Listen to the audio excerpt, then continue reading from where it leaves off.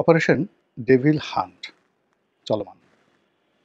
এ যাবৎকালে প্রায় ১,০০০-২,১ লোক সারা বাংলাদেশ থেকে গ্রেপ্তার হয়েছে এবং প্রায় সবাই আওয়ামী লীগের ওইরকম কেউকেটা নন, সাধারণ যারা যে কর্মী বা সমর্থক। তো যা হয় আমাদের দেশে গ্রেপ্তারের সময় বেশ কিছু আলামত উদ্ধার করা হয়। তো সেগুলো দেশি পিস্তল, বিদেশি পিস্তল, ২-৪টি চাপাতি, কিছু জিনিসপত্র এগুলো সব গ্রেপ্তার করা হয়েছে অস্ত্র উদ্ধারের নামে। তো এই ঘটনার আগে যে শেখ হাসিনার পৈতৃক বাসভূমি ৩২ নম্বর বঙ্গবন্ধু ভবন, সেটি বুলডোজার দিয়ে ভেঙে মাটির সঙ্গে গুঁড়িয়ে দেওয়া হয়েছে। এই দুটো ঘটনা সরকার যারা পরিচালনা করছেন, তাদের জন্য বর্তমানে এবং আগামীতে কী সমস্যা তৈরি হতে পারে? আর এই দুটো ঘটনা কী করে আওয়ামী লীগের জন্য এবং শেখ হাসিনার জন্য সুবিধাজনক একটি অবস্থান তৈরি করতে পারে, সেই বিষয়গুলো নিয়ে আলোচনা করব। যারা অধৈর্যশীল কিংবা সবকিছুতে যারা কৌতুক খুঁজে বেড়ান, তারা হয়তো এই বিষয়টিকে অনেকটা ঠাট্টা কিংবা মশকরা বা স্যাটায়ার হিসেবে নিতে পারেন যে ৩২ নম্বর ভেঙে ফেলল। এতে আবার শেখ হাসিনার কী করে কপাল খুলল বা আওয়ামী লীগের কী করে কপাল খুলল? অথবা অপারেশন ডেভিল হান্টের নামে সারা দেশের যদি ২,০০০ আওয়ামী লীগের নেতাকর্মী গ্রেপ্তার হয়ে থাকেন, কিংবা ধরুন যদি আরও চিহ্নিত দালাল, ফড়িয়া, টাউট, বাটপার আওয়ামী লীগে যারা ছিল তারা, যারা এই সময় মুখ ঢেকে আছে, এবং একই সঙ্গে প্রশাসনের যে সকল কর্তা ব্যক্তি আওয়ামী লীগের সময়টিতে রীতিমতো রামরাজত্ব কায়েম করেছিল পুলিশের, সেনাবাহিনীর এবং সিভিল সার্ভিসের। তো বেশ কয়েকজন, ইতিমধ্যে প্রায় ৬-৭ জন ঊর্ধ্বতন পুলিশ কর্মকর্তা এই গত কয়েকদিন গ্রেপ্তার হয়েছেন আগের গ্রেপ্তারের সঙ্গে যাদের নাম যুক্ত হয়েছে। এর মধ্যে ডিআইজি পদমর্যাদার একজন বা দুইজন আছেন। আজকে দেখলাম যে একসময় চট্টগ্রাম মেট্রোপলিটন পুলিশের কমিশনার ছিলেন, তিনিও ধরা পড়েছেন। গাজীপুর মেট্রোপলিটন পুলিশের কমিশনার ছিলেন, তিনিও ধরা পড়েছেন। এই দুজন ডিআইজি পদমর্যাদার, আর বাকিরা এসপি পদমর্যাদার। তো এই বিষয়গুলো সামনে আসছে। এগুলো নিয়ে আওয়ামী লীগের কী লাভ, কী ক্ষতি, আর সরকারের কী লাভ বা কী ক্ষতি, তা বলার আগে পুরো পরিস্থিতি নিয়ে সারা বাংলাদেশে যারা আওয়ামী লীগের লোকজন, তাদের মধ্যে এক ধরনের আতঙ্ক বিরাজ করছে, এটা সত্য কথা। ২ নম্বর হলো যে পুলিশের মধ্যেও কিন্তু নিদারুণ অস্থিরতা দেখা দিয়েছে। অস্থিরতা দেখা দিয়েছে এই কারণ হলো যে পুলিশ একটা চেইনে চলে, কমান্ডে চলে। তো এখন বেনজির সাহেব, সাবেক যে আইজি, তিনি বিদেশে গিয়ে একটি বক্তব্য দেওয়ার ফলে পুলিশের মধ্যে যে ধরপাকড় শুরু হয়েছে, এটি পুলিশের চেইন অফ কমান্ডকে আরও ভেঙে দেবে। এর কারণ হলো যারা এতদিন পালিয়েছিলেন বা আছেন, ঘাপটি মেরে আছেন, বা অনেকে চাকরি হারিয়েছেন, অনেকে ওএসডি হয়েছেন, আবার অনেকে চাকরি না হারিয়েও অনেকের মধ্যে একেবারে দুধের মতো মিশে আছেন। তো এরকম ধরপাকড়ের ফলে অনেকের মুখোশ উন্মোচন হয়ে যাবে এবং পুলিশের বহু কর্তা এভাবে চাকরি হারাবেন, যারা এখন চাকরিরত আছেন। এবং এই জিনিসটি আওয়ামী লীগের প্রতিপক্ষরা যেভাবে চাচ্ছে, আওয়ামী লীগও চাচ্ছে। আওয়ামী লীগ চাচ্ছে এই কারণে যে তোমরা আর কতকাল অবগুণ্ঠন দিয়ে থাকবে। বরং এই সমস্ত কর্মকর্তা যদি শাস্তিপ্রাপ্ত হয়, তাহলে বিক্ষুব্ধ লোকের সংখ্যা বাড়বে, ক্ষতিগ্রস্ত লোকের সংখ্যা বাড়বে, হাহাকার প্রাপ্ত লোকের সংখ্যা বাড়বে, এবং পুলিশ বাহিনীতে অরাজকতা তৈরি হবে, বিশৃঙ্খলা তৈরি হবে। পুলিশের যে নৈতিক মনোবল, সেটা আরও ভেঙে যাবে এবং পানি ঘোলা হয়ে যাবে, যা কিনা আওয়ামী লীগের জন্য সুফল বয়ে নিয়ে আসবে। ১। ২ নম্বর হলো ৩২ নম্বর ভাঙার কারণে দেশি এবং বিদেশি যে সকল মিডিয়া রয়েছে, সেগুলো এই বাংলাদেশের যে মব জাস্টিস, এগুলো নিয়ে ভীষণ রকম মাতামাতি করছে। ২ নম্বর হলো বাংলাদেশের অনেক সাধারণ জনগণ, যারা আওয়ামী লীগ করেন না, বিএনপি করেন না, শান্তিপ্রিয় মানুষ, তারা কোনো অবস্থাতেই এই ভবনটির ধ্বংস সাধন, এটি তারা কোনো অবস্থাতেই মেনে নিতে পারছেন না। যেমন ২০ জন ২০ জন বিশিষ্ট নাগরিক বিবৃতি দিয়েছেন। তো এই ২০ জন নাগরিক এখানে থাকবেন না। আগামীতে দেখা গেল যে ২০০ নাগরিক বিবৃতি দেবেন এবং এটি নিয়ে একটি জনমত তৈরি হবে।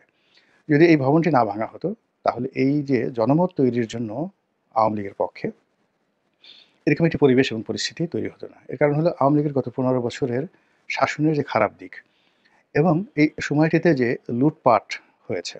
যখনই একটা ইলেকশনে আসবে, পরিস্থিতি একেবারে স্বাভাবিক হবে, বিচার প্রক্রিয়া একেবারে নিখুঁত হবে।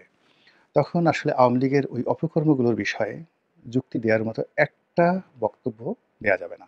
যেমন ধরুন এস আলমের কথা, ব্যাংক লুটের কথা, সালমান এফ রহমানের কথা, শেয়ার মার্কেটের কথা, বিদেশে যে টাকা পাচার হয়েছে সেই টাকা পাচারের কথা, গুমের কথা, খুনের কথা। তারপরে ওই সময়টাতে কোর্ট কাছারিকে বলা হতো মুজিব কোর্ট, শেখ হাসিনার পেটিকোট।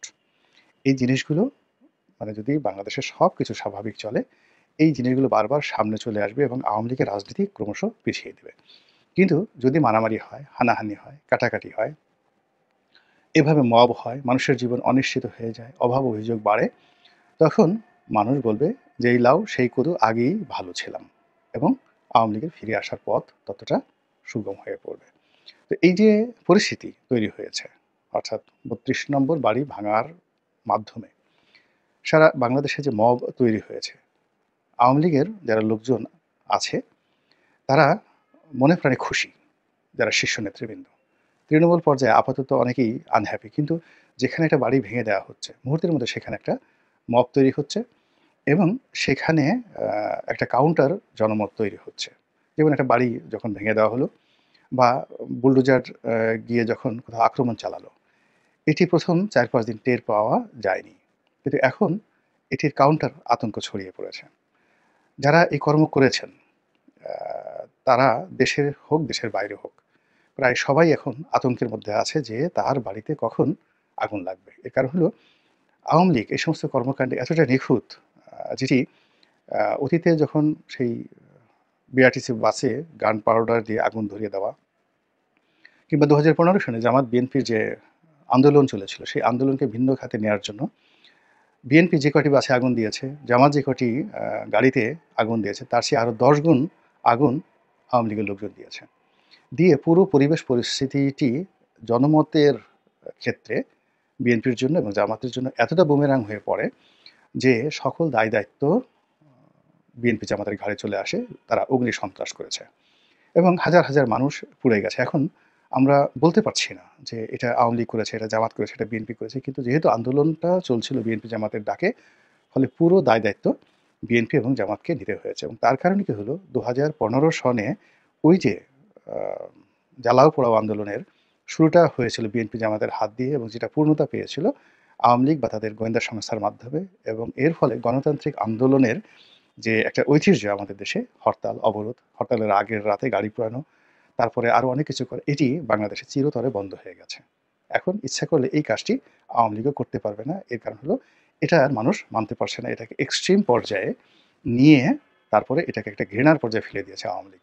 তদ্রূপ যে মব চালানো হচ্ছে, এই মবের ক্ষেত্রেও আওয়ামী লীগ যদি পেট্রন করে, অর্থাৎ দিনে যে মবগুলো হচ্ছে, ধরে নেওয়া হচ্ছে এটা আওয়ামী বিরোধী যারা লোকজন আছে তারা আওয়ামী লীগের নেতাকর্মীদের বাড়িতে আগুন লাগাচ্ছে, বুলডোজার দিয়ে পিটাচ্ছে, এবং দেখবে যে ইতিমধ্যেই এগুলো নিয়ে অনেকগুলো কার্টুন তৈরি হয়েছে, টিকটক তৈরি হয়েছে এবং হাস্যরসের তৈরি মানে ঘটনা জন্ম দিয়েছে। দ্বিতীয়ত এই সকল মবের ফলে অনেকগুলো সরকারি প্রতিষ্ঠান, বেসরকারি প্রতিষ্ঠান, তাদের নিরাপত্তা বৃদ্ধি করা হয়েছে এবং সেখানে সেনাবাহিনী নিয়োগ করা হয়েছে প্রথম আলোর মতো পত্রিকাতে। এগুলো সবই আওয়ামী লীগের পক্ষে চলে যাচ্ছে। দ্বিতীয়ত পটুয়াখালীতে একজন কনটেন্ট ক্রিয়েটর, তার বাড়িতে আগুন লাগানো হয়েছে, মিস্টার কাফি। তো এই মিস্টার কাফির এই আগুন লাগানোর যে ঘটনাটি রাতের আঁধারে সবাই আওয়ামী লীগকে দায়ী করছে এবং সরকারের কাছে বিচার প্রার্থনা করছে যে তাদের কারণেই এই ঘটনা ঘটছে। সো এটা একটা টেস্ট কেস। ওই যে গাজীপুরের যে সাবেক মেয়র জাহাঙ্গীর, সে যে বলছে যে আমাদেরকে যদি দিনের আলোতে চলতে ফিরতে দেয়া না হয়, আমরা রাতে কাউকে ঘুমাতে দেব না। তো কাজেই সারা বাংলাদেশে এই যে কাফি সাহেবের যে বাড়ি, ওটা বলতে গেলে টিন এবং কাঠের তৈরি বাড়ি, এবং ওই বাড়িতে তার বাবা-মা ছিল, আত্মীয়স্বজন ছিল, সম্ভবত পরিবারের ৬ জন। তারা যে কিভাবে প্রাণে বেঁচে গেছে এটি বিভৎসক। এর কারণ হলো এই ধরনের বাড়িতে যদি আগুন লাগে সাধারণত মানুষের শরীর দগ্ধ হয়ে যায়। তো সারা বাংলাদেশে এ যাবৎকালে যা কিছু ঘটেছে, এটার এগেইনস্ট এ অকারেন্স ঘটানোর মতো সুযোগ এবং ফোর্স দুটোই আওয়ামী লীগ পেয়ে গেছে। এর কারণ হলো যতক্ষণ না পর্যন্ত একটা মানুষ নিজে বিক্ষুব্ধ না হয় এবং যতক্ষণ না পর্যন্ত একটা মানুষ ক্ষতিগ্রস্ত না হয়, সে কখনোই অন্যের ক্ষতি করতে পারে না। তো ৩২ নম্বর আওয়ামী লীগের কেবলা। এই ৩২ নম্বরকে ভেঙে ফেলার ফলে আওয়ামী লীগের সমস্ত নেতাকর্মীর শরীরে, মনে, মস্তিষ্কে আগুন এবং বারুদ এ দুটো ছড়িয়ে দেওয়া হয়েছে। ফলে তারা টগবগিয়ে ফুটছে। ২ নম্বর হলো আওয়ামী লীগের অনেক নেতাকর্মীদেরকে মামলা মোকদ্দমায় এই যে জড়ানো হলো বা গ্রেপ্তার করা হলো।